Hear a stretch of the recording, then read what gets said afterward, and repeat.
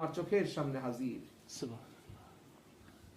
আপনি পড়েন সুবহানাল্লাহ, আপনি পড়েন আল্লাহুম্মা আজরিনা মিনান নার, আল্লাহুম্মা ইন্না নাসআলুকাল জান্নাহ ইয়া মুজিবাদ দাওয়াত। পড়েন সাল্লাল্লাহু আলাইহি আলা হাবিবি মুহাম্মাদি ওয়া আলিহি ওয়া সাল্লাম, আল্লাহুম্মা সাল্লি আলা সাইয়্যিদিনা মুহাম্মাদ ওয়া আলা আলিহি ওয়া সাহবিহি ওয়া সাল্লাম। পড়েন। এভাবে 40টা দিন করেন না, একটু কষ্ট করে কন্টিনিউ করেন না। ফজরের পরে একটু 10 মিনিট, আমি তো আপনাদেরকে যে ওজিফা দিছি অল্প, সামান্য না বাবা, সামান্য না বাজান, অল্প সময়, 10 মিনিট মনে হয় লাগে না, 10 থেকে 15 মিনিট সর্বোচ্চ লাগবে। বসেন, আসরের পরে একটু বসেন, এশার পরে একটু বসেন, 15-20 মিনিট বসেন না, দেখেন না 40টা দিন, দেখেন না তারপর কি হয়।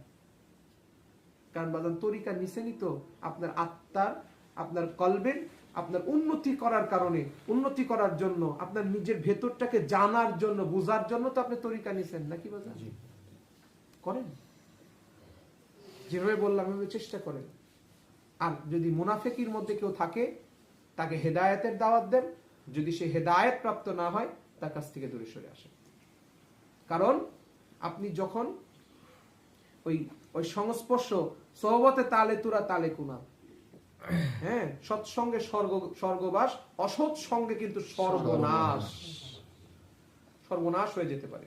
খুব সাবধান। এই জন্য সঙ্গ ঠিক রাখবেন বাজান।